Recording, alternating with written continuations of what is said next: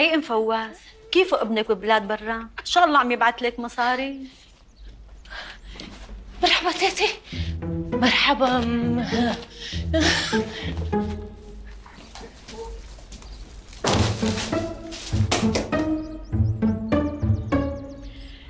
ايه والله نيالك يا ام فواز. صحيح مثل ما عم بيقولوا اهل الضيعه انه حياتك تغيرت للاحسن من وقت ما رجعت بنت ابنك من استراليا.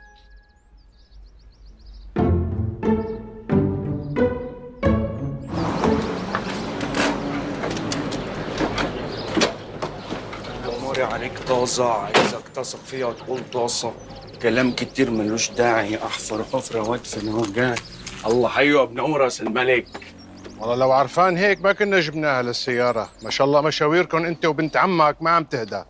لا تاكل هم، خبرتها لرولا عباية البنزين الجاي عليها. القصة مو قصة بنزين بس، القصة انه شكلها شغلة الشوفير عاجبتك. لو نعرف هيك ما تركناك 8 سنين ما شاء الله بالجامعة ولسه الخير لقدام. ايوه ابي، بس لحتى اعرف جلسة التوبيخ هي في من وراها نتيجة لحتى ما اقاطعك، ولا جلسة توبيخ بس من باب فشة الخلق؟ والله يا ابي انا املي انه اوصل معك لنتيجة قطعتها من زمان. ايوه، فشيت خلقك لحتى فوت على غرفتي، ولا اقعد شوي مشان ما انحسب الولد العاقل اللي قطع فشة خلقه لابوه؟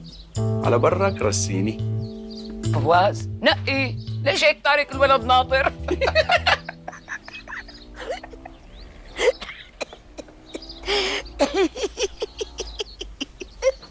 الله يخلي لنا اياكم يا حناين.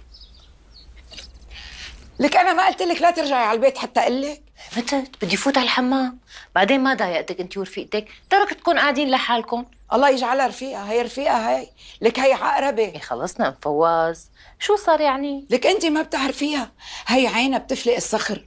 ما شفتي كيف كانت عم تطلع بالكياس بايدك؟ منيح ما طرقتك عين شقتك بالنص. ايه شو من شار كهرباء هي؟ مسخري مسخري قد ما بدك. يا ما ناس قبلك تمسخروا، طرقتهم عين خفست الارض فيهم. يا لطيف. لك هي ام رأفت بزماناتها شافت بنت عمي ريحاء، قالت لها شو هالطول؟ لا تقولي لي قصرة ريحة، ما قصرة ريحة.